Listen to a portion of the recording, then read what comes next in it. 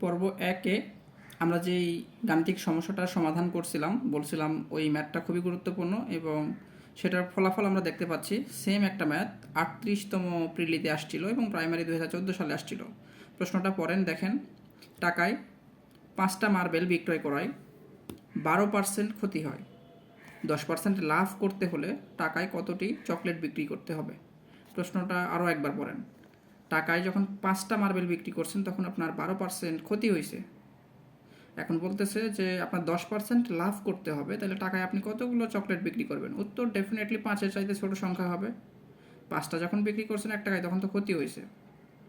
তাইলে 5টার চাইতে কম সংখ্যক মার্বেল আপনি যদি 1 টাকায় বিক্রি করেন তখন আপনার লাভ হবে। তো আগের মতোই আমরা ধরে নিলাম যে এই 5টা মার্বেল কিনছিলাম হচ্ছে 100 টাকায়।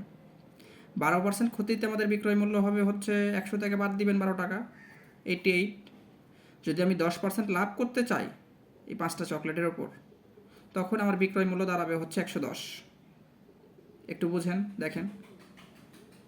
এটাকে আমরা প্রথম বিক্রয় মূল্য ধরলাম, এটাকে দ্বিতীয় বিক্রয় মূল্য ধরলাম। প্রথম বিক্রয় মূল্যের সময় আমাদের ক্ষতি হয়েছে, দ্বিতীয় বিক্রয় মূল্যের সময় আমাদের কী হয়েছে? লাভ হয়েছে না? তো প্রথম বিক্রয় মূল্য যখন 88 টাকা হয়েছে, 4টা চকলেটের মধ্যে 5টা মার্বেলের মধ্যেই কিন্তু আমরা সীমাবদ্ধ আছি। 88 টাকা যখন আমাদের প্রথম বিক্রয় মূল্য, তখন তো ক্ষতি হয়েছে, কিন্তু 110 টাকায় যখন বিক্রয় করতেছি তখন তো আমাদের 10% লাভ হয়েছে।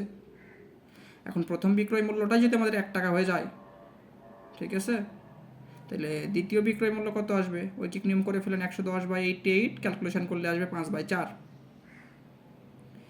1 টাকায় যখন 5টা মার্বেল বিক্রি করে ফেললেন তখন ক্ষতি হয়েছে, কিন্তু 5/4 টাকায় যদি আপনি 5টা মার্বেলই বিক্রি করেন তখন আপনার লাভ হবে। প্রশ্ন তো এটা চাই নাই, প্রশ্ন চাইছে আপনাকে 1 টাকায় কতগুলো মার্বেল বিক্রি করলে আপনার হচ্ছে 10% লাভ হবে। 5/4 টাকায় যখন 5টা চকলেট বিক্রি করবেন, 5/4 টাকায় যখন আপনি চকলেট বা মার্বেল যাই বলুক 5টা বিক্রি করতেছেন এই মুহূর্তে, তখন আপনার লাভ হচ্ছে 10%। কিন্তু আপনাকে এইটা কিন্তু জিজ্ঞেস করে নাই, বলছে আপনাকে 1 টাকায় কতগুলো বিক্রি করতে হবে। তো দেখেন, 5/4 টাকায় বিক্রি করছেন কয়টা? 5টা, তখন লাভ হয়েছে, ঠিক আছে। কত পার্সেন্ট লাভ হয়েছে? 10%। এখানে কিন্তু ভুল বুঝেন না, এখানে কিন্তু ভুল বুঝেন না যে 5টা চকলেট বিক্রি করছি তখন তো আমাদের ক্ষতি হওয়ার কথা না। আপনি যখন 5টা চকলেট 1 টাকায় বিক্রি করতেছেন, এই যে টাকায়, তখন ক্ষতি হয়েছে, কিন্তু আপনি তো এবার 5টা চকলেট 5/4 টাকায় বিক্রি করতেছিলেন, তখন আপনার 10% লাভ হয়ে গেছে। এখন যদি আপনি ঐকিক নিয়ম করেন 1 টাকায় বিক্রি করবেন, তাহলে উল্টায় যাবে, ক্যালকুলেশন করে এখান থেকে আসবে হচ্ছে 4টি চকলেট। তো 1 টাকায় যদি আপনি 4টি চকলেট বিক্রি করেন তাহলে আপনার কিন্তু 10% লাভ হবে।